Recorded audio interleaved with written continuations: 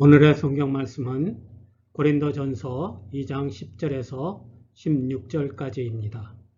고린도전서 2장 10절부터 16절까지 봉독하겠습니다. 하나님께서 성령을 통하여 이런 일들을 우리에게 계시해 주셨습니다. 성령은 모든 것을 살피시니 곧 하나님의 깊은 경륜까지도 살피십니다. 사람 속에 있는 그 사람의 영이 아니고서야 누가 그 사람의 생각을 알 수 있겠습니까? 이와 같이 하나님의 영이 아니고서는 아무도 하나님의 생각을 깨닫지 못합니다. 우리는 세상의 영을 받은 것이 아니라 하나님에게서 오신 영을 받았습니다. 그것은 하나님께서 우리에게 은혜로 주신 선물들을 우리로 하여금 깨달아 알게 하시려는 것입니다. 우리가 이 선물들을 말하되 사람의 지혜에서 배운 말로 하지 아니하고 성령께서 가르쳐 주시는 말로 합니다. 다시 말하면 신령한 것을 가지고 신령한 것을 설명하는 것입니다.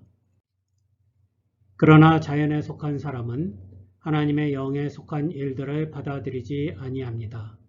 그런 사람에게는 이런 일들이 어리석은 일이며 그는 이런 일들을 이해할 수 없습니다. 이런 일들은 영적으로만 분별되기 때문입니다. 신령한 사람은 모든 것을 판단하나 자기는 아무에게도 판단을 받지 않습니다. 누가 주님의 마음을 알았습니까? 누가 그분을 가르치겠습니까? 그러나 우리는 그리스도의 마음을 가지고 있습니다. 안녕하십니까, 교우 여러분. 이렇게 유튜브와 줌으로 만나고 그리고 예배를 드리고 말씀을 전하는 일이 벌써 2달이 넘어갔습니다.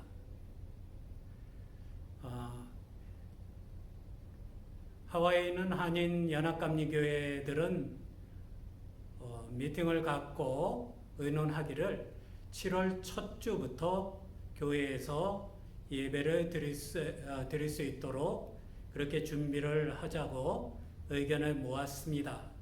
그래서 여러 가지 준비해야 할 것들이 있겠죠. 거리를 띄우기도 하고 청소와 소독과 그리고 서로 지켜야 할 일들을 잘 준비하는 것들이 필요하기 때문에 그런 준비 기간을 거쳐서 7월 첫 주부터는 교회에 제한적이나마 모여서 예배를 드릴 수 있도록 준비하자. 그렇게 의견을 모으고 거기에 따라 준비를 하고 있습니다. 그래서 별다른 차질이 발생하지 않는다면 저희 교회도 교회에 모여서 예배를 드리는 것은 7월 첫 주가 될 것 같습니다. 근데 장소 사정상 아마도 모여서 예배 드리는 대면 예배라고 하죠. 그리고 온라인으로 드리는 예배를 동시에 진행을 하게 될 것 같습니다. 여기에 대해서는 계획이 나오는 대로 더 자세한 말씀을 드리도록 하겠습니다. 우리 매일 성경 읽기 계획에 따르면 6월달은 고린도 전서를 읽게 되어 있습니다. 고린도 전서는 바울이 굉장히 긴밀한 관계를 갖고 그리고 사역을 하고 또 교제를 지속해 오던 고린도에 있는 교회 성도들에게 쓴 편지의 일부입니다. 바울은 그의 2번째 선교 여행 때 고린도를 방문하고 전도하면서 1년 반 이상을 고린도에서 지냈습니다. 그리고 고린도 전서 또 성경에 실려 있는 고린도 후서를 보면은 이 2 편지 외에도 바울이 쓴 편지, 고린도 교회가 쓴 편지, 그리고 바울이 그 당시에 머물렀던 에베소를 오가던 고린도 교회 사람들이 전해준 소식들, 그런 것들이 상당히 잦았던 것으로 보아서 바울은 고린도 교회와 매우 깊은 관계를 계속 유지해오고 있었던 것을 알 수가 있습니다.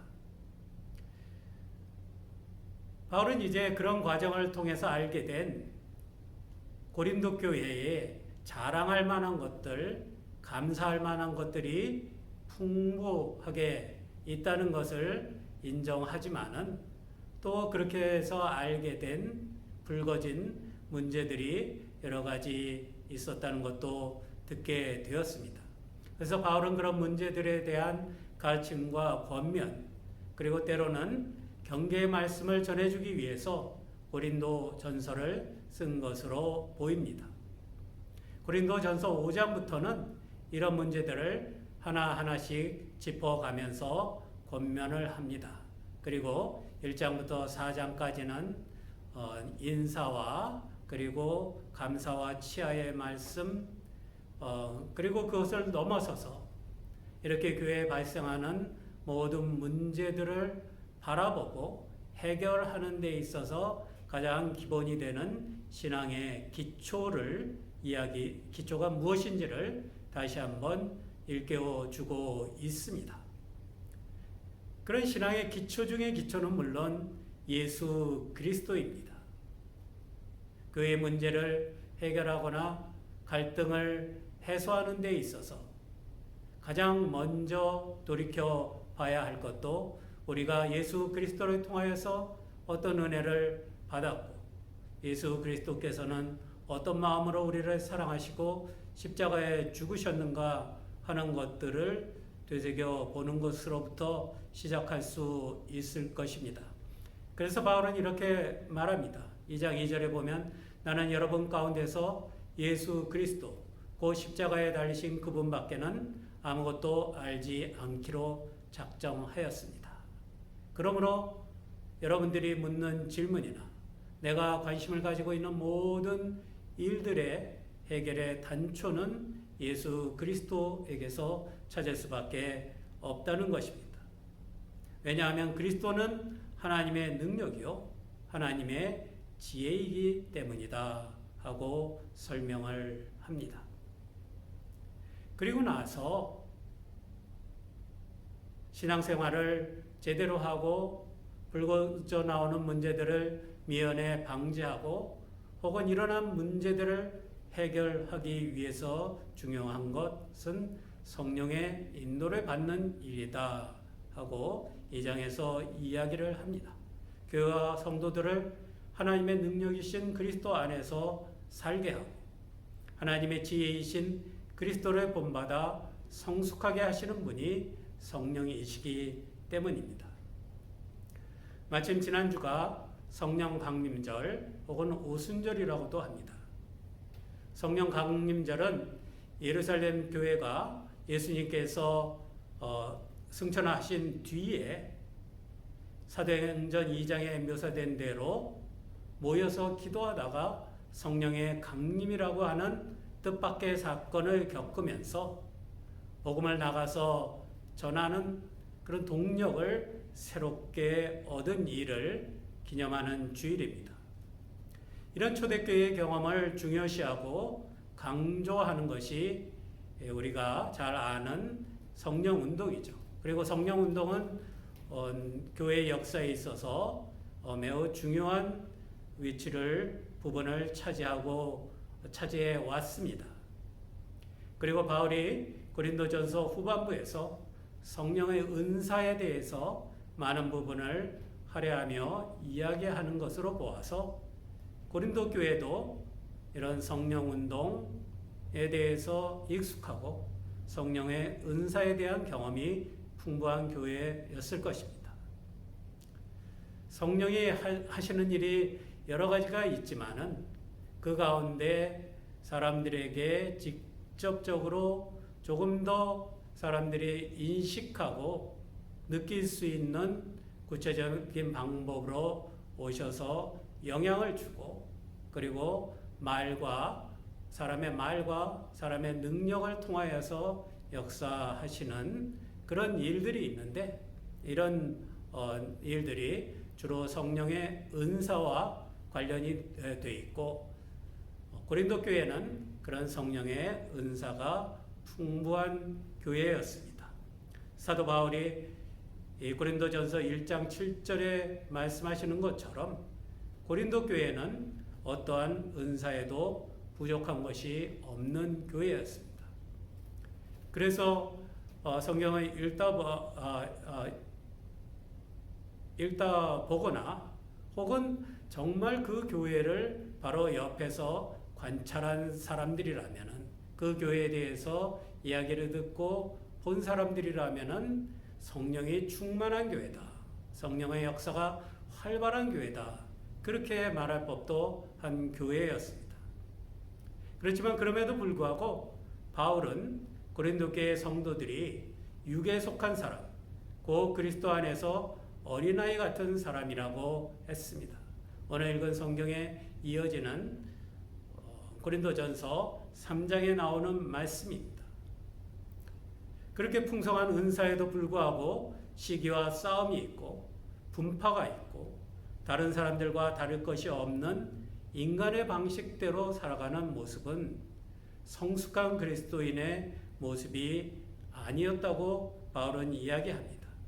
그리고 그들은 영에 속한 사람이 아니라 육에 속한 사람으로서 살아가고 있다고 합니다.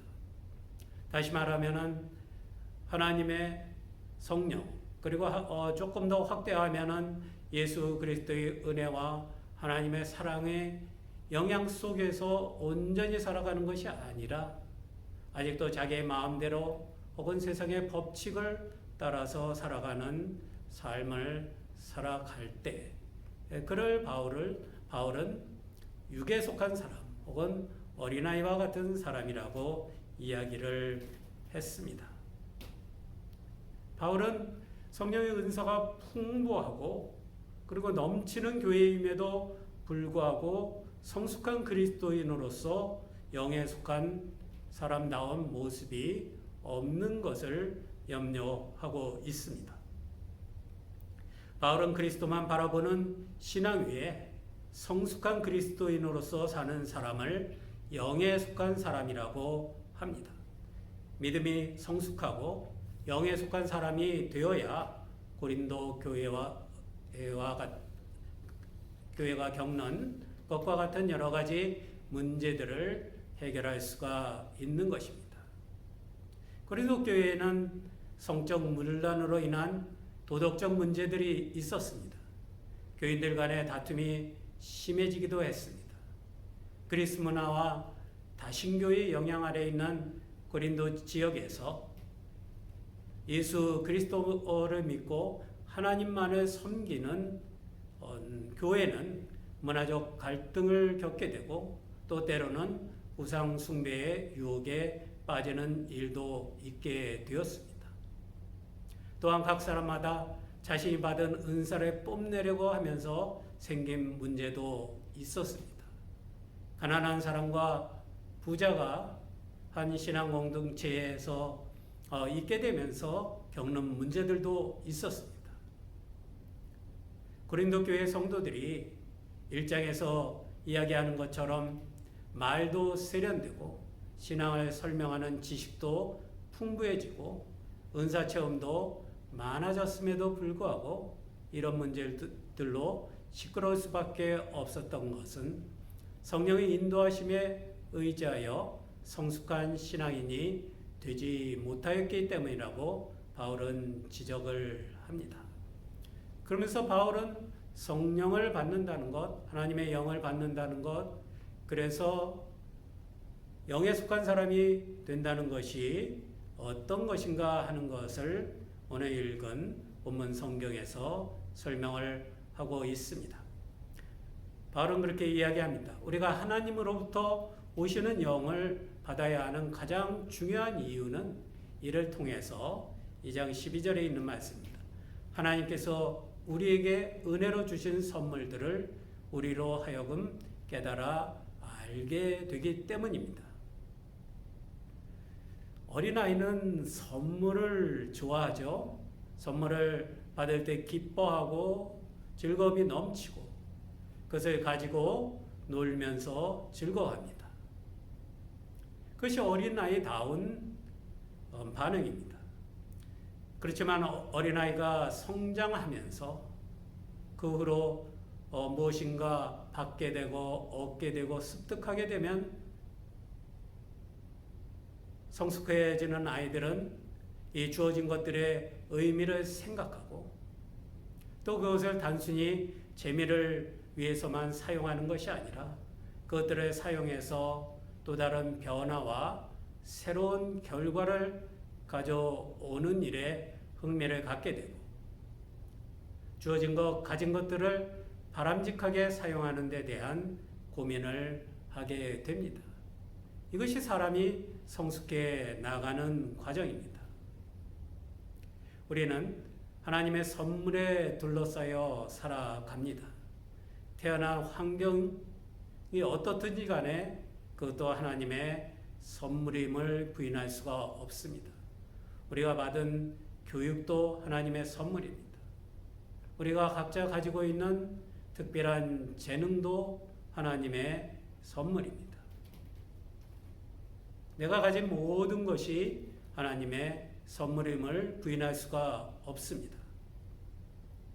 하나님의 영의 영향 아래 있는 사람은 이런 재산들이 하나님으로부터 온 선물이고 그리고 그것을 선하게 사용해서 하나님의 다스림을 이루는 데 활용되어야 하는 것을 알게 됩니다. 그것이 선물임을 이해한다는 말의 의미입니다. 깨닫는다는 말의 의미입니다. 그럼으로써 하나님의 창조 세계 안에서 우리는 성숙한 사람으로 성장하게 되는 것입니다.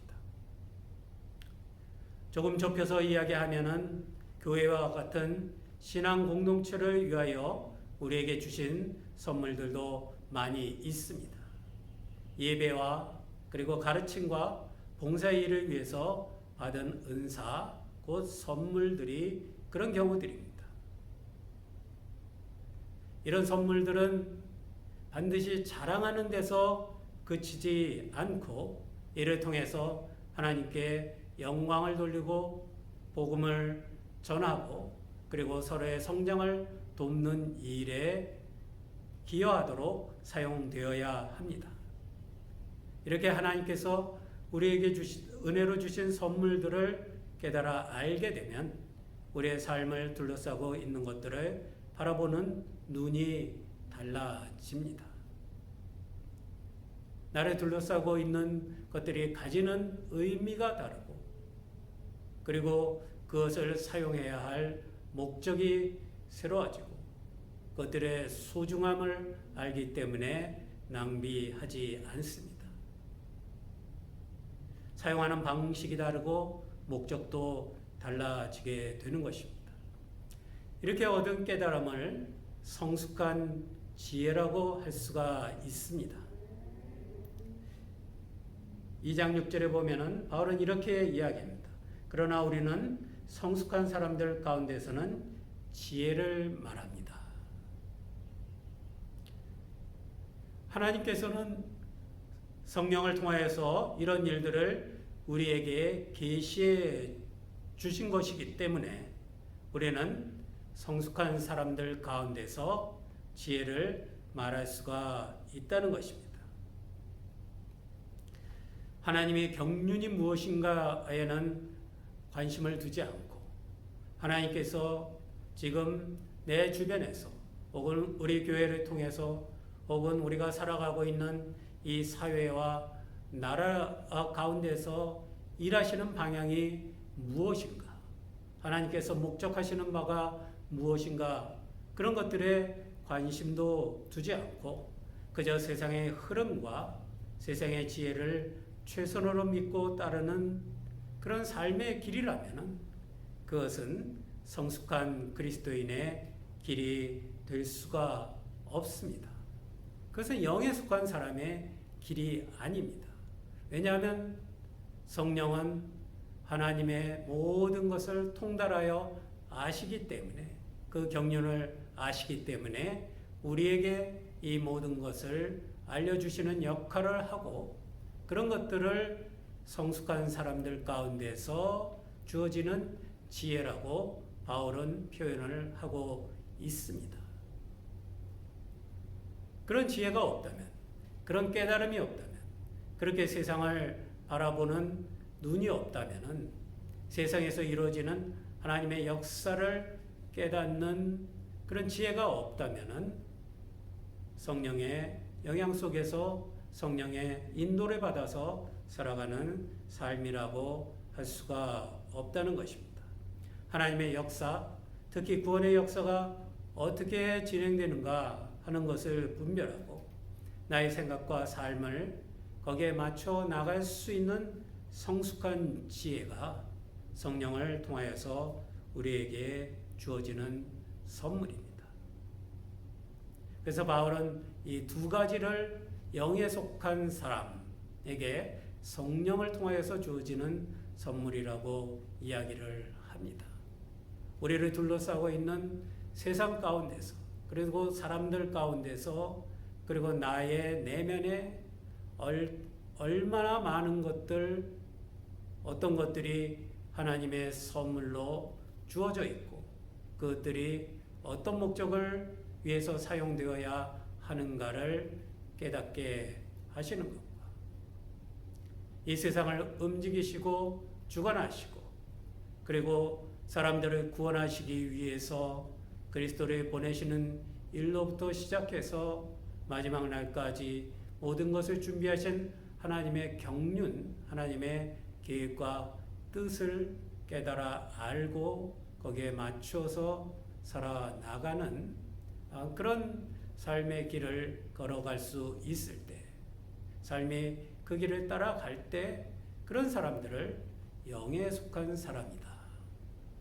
하나님으로부터 오는 영을 받아서 그 영의 영향 속에서 살아가고 움직이는 그런 사람들, 영에 속한 사람이라고 이야기합니다. 이 영에 속한 사람이 육에 속한 사람들과 대비되는 말이고, 이 성숙한 그리스도인이 바로 어린아이와 같은 사람들과 대비되는 말입니다. 그리고 하나님의 뜻을 따라 사는 삶이 인간의 방식대로 다른 사람의 방식을 그대로 따라 사는 삶과 대비되고 있습니다. 이런 영에 속한 사람으로서 성숙하는 모든 과정은 빠짐없이 예수 그리스도로부터 출발합니다. 2장 16절에 보면은 바울은 이렇게 이야기합니다. 하나님의 마음을 아는 것은 누가 주님의 마음을 알았습니까? 누가 그분을 가르치겠습니까? 그러나 우리는 그리스도의 마음을 가지고 있습니다. 하나님의 마음을 누가 짐작을 했겠습니까? 하나님의 마음이 어디에 있는가 하는 것을 누가 함부로 짐작을 할 수가 있겠습니까? 사람의 생각과 그리고 사람의 이익을 우선으로 하는 사고방식으로는 도저히 짐작할 수가 없는 것입니다. 그것으로서는 그저 어린아이와 같은 육에 속한 사람의 삶을 살아갈 수 있을 뿐입니다. 오직 하나님의 마음을 아는 것은 그리스도의 마음을 가지는 것으로부터 시작됩니다. 영에 속한 사람, 성숙한 그리스도인, 성숙한 지혜라는 말, 이런 말들은 사실 쉽게 우리 마음에 와닿는 말이 아닙니다. 그리고 그것이 실제로 의미하고 가리키는 바가 무엇인지를 알고 경험하기도 쉽지 않아 보입니다. 그렇기 때문에 우리는 이렇게 영에 속한 사람이라고 하는 말을 하면서 혹은 성숙한 그리스도인으로 성장하는 길에 대해서 이야기를 하면서 그것을 찾아 나가는 것이 어렵다는 인상을 받게 됩니다. 하지만 어렵게 생각할 필요가 없는 것이 이 모든 열쇠는 역시 그리스도께 있기 때문입니다. 바울은 그리스도를 출발점으로 한다면 이 어려운 과정을 그리스도인들이 밟아갈 수 있다고 확신합니다. 여러분, 우리는 모두 그리스도의 마음에 한 부분이라도 가지고 있지 않습니까? 그것이 우리의 디딤돌이 되고 우리의 출발점이 되는 것입니다. 그리스도를 통하여서 나는 어떤 은혜를 받았는가? 그리스도를 통하여서 나는 어떤 사랑을 경험하였는가? 하는 것들을 우리가 좀 더 분명하게 깨닫기 시작한다면 영에 속한 사람으로서 하나님의 성령의 영향 아래 있는 사람으로서의 길에 들어섰다고 이야기를 할 수가 있습니다. 그리스도께서는 하나님의 모든 계획을 삶과 죽음과 부활로 실천하셨습니다. 그것이 그리스도의 마음을 우리가 품게 되면 하나님의 마음을 알게 될 수 있다고 생각하는 이유입니다. 요한복음에서는 예수님은 성령을 보내주신다는 약속을 주셨습니다. 그리스도의 마음을 가지는 것이 다른 일로 빠지거나 어린아이로 머물지 않고 하나님의 계획과 하나님의 선물을 이해하고 그 목적에 따라 살아가는 삶의 시작이 됩니다. 이런 그리스도의 마음은 우리도 이미 조금이라도 알고 있고 뿐만 아니라 성경 곳곳에 드러나 있습니다. 그리스도의 마음이 어떤 것인지, 그리스도의 사랑이 어떤 것인지 성경을 통해서 더 깊이 알아갈 수 있다면 그리스도의 마음이 어떤 것인지를 알게 될 것입니다. 그리스도의 순종이 무엇인지를 성경을 통해서 배우게 되면 우리는 그리스도의 마음을 더 많이 알게 됩니다. 그리스도의 섬김이 얼마나 아름다운지 하는 것을 말씀을 통해서 깨닫게 된다면 우리는 그리스도의 마음을 더 많이 가질 수가 있습니다. 그리스도의 승리는 어떻게 얻어지는가 하는 것들을 명상하고 그것을 우리의 삶의 길로 삼을 수가 있다면 우리는 그리스도의 마음을 더 폭넓게 가질 수가 있습니다. 그리스도와 함께하는 고난이 힘들지만은 어떤 유익이 있는가 하는 것을 더 깊이 명상하고 그것을 우리 삶에 구현할 수 있다면 우리는 그리스도의 마음에 더 가까이 가게 되는 것입니다. 이런 것들은 모두 우리가 쉽게 성경에서 찾을 수 있는 것들입니다. 그리고 우리는 이에 대한 가르침을 수없이 많이 들었습니다. 바로 이 그리스도의 마음을 묵상하고 따르면서 성장해 나가는 것이 영에 속한 성숙한 그리스도인이 되는 시작이고 그리고 그 길을 안내하는 안내서이기도 합니다. 우리를 붙들어 놓는 문제들이 많이 있습니다. 또 우리가 일으키는 문제들도 많이 있습니다. 이 모든 것은 우리가 아직 어린아이와 같이 육에 속한 사람을 벗어나지 못하기 때문입니다. 영에 속한 사람으로 하나님의 경륜과 하나님의 선물의 의미 그리고 사용 목적을 이해하게 되면 이런 문제들을 피하거나 해결할 수가 있습니다. 이 성숙한 지혜는 그리스도의 마음으로부터 옵니다. 그리스도의 마음을 찾아보고 묵상하고 내 것으로 하고 삶에서 실천해 나가는 것이 바로 영에 속한 사람으로서 하나님의 성령의 도우심을 받고 그 영향 아래 온전히 살아가는 그런 성숙한 그리스도인이 되는 길이라는 것을 기억하시기 바랍니다. 기도하겠습니다. 하나님 감사합니다. 저희가 그리스도의 마음을 품을 수 있도록 도와주시옵소서. 그래서 하나님의 마음에 닿게 하시고 하나님의 계획과 하나님의 선물들을 깨닫게 하시는 성령의 도우심으로 성령의 인도하심을 따라 매일매일의 삶을 변화된 삶을 살아갈 수 있도록 도와주시옵소서. 오늘도 우리가 이렇게 예배드릴 수 있게 하심을 감사드립니다. 각처에서 주님의 이름을 부르며 감사하며 예배드리는 모든 믿음의 식구들을 주님께서 기억하시고 축복하여 주시옵소서. 또한 이 시간 예배를 통하여서 저희들의 삶을 주님 앞에 드립니다. 주님께서 원하시는 데 쓰임받을 수 있도록 도와주시옵소서. 또한 저희들의 물질도 구별하여서 하나님께 드립니다. 이 물질이